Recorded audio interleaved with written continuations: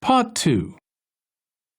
You will hear part of a talk to a gardening club about a local park. First, you have some time to look at questions 11 to 14. Now listen carefully and answer questions 11 to 14.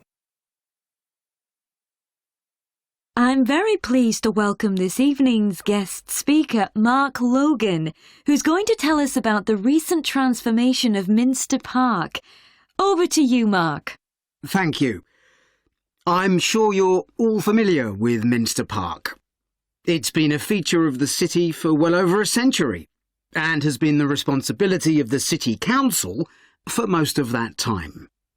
What perhaps isn't so well known is the origin of the park. Unlike many public parks that started in private ownership, as the garden of a large house, for instance, Minster was some wasteland, which people living nearby started planting with flowers in 1892. It was unclear who actually owned the land, and this wasn't settled until 20 years later, when the council took possession of it. You may have noticed the statue near one of the entrances. It's of Diane Gosforth, who played a key role in the history of the park. Once the council had become the legal owner, it planned to sell the land for housing. Many local people wanted it to remain a place that everyone could go to enjoy the fresh air and natural environment. Remember, the park is in a densely populated residential area. Diane Gosforth was one of those people, and she organised petitions and demonstrations, which eventually made the council change its mind about the future of the land.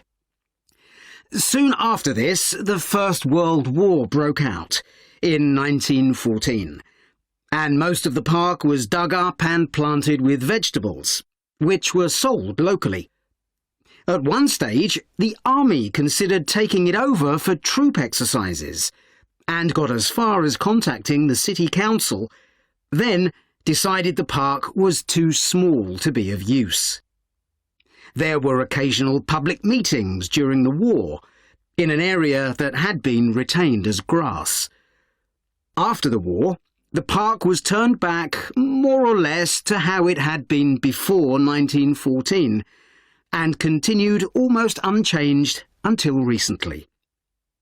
Plans for transforming it were drawn up at various times, most recently in 2013, though they were revised in 2015 before any work had started. The changes finally got going in 2016 and were finished on schedule last year. Before you hear the rest of the talk, you have some time to look at questions 15 to 20. Now listen and answer questions 15 to 20.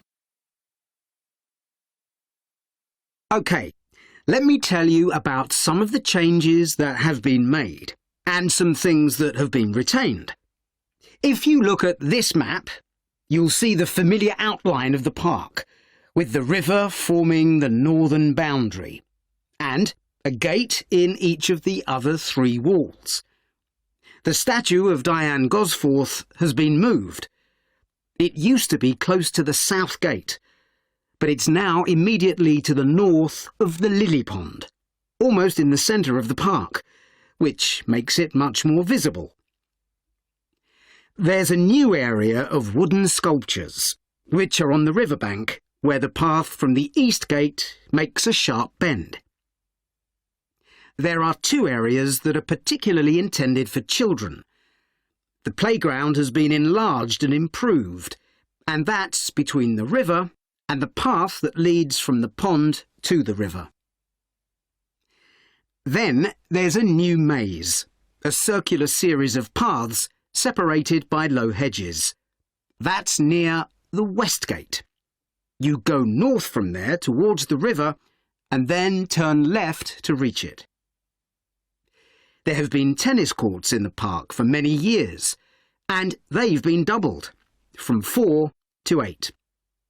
They're still in the southwest corner of the park, where there's a right-angle bend in the path. Something else I'd like to mention is the new fitness area. This is right next to the lily pond on the same side as the west gate. Now, as you're all gardeners, I'm sure you'll like to hear about the plants that have been chosen for the park. That is the end of part 2.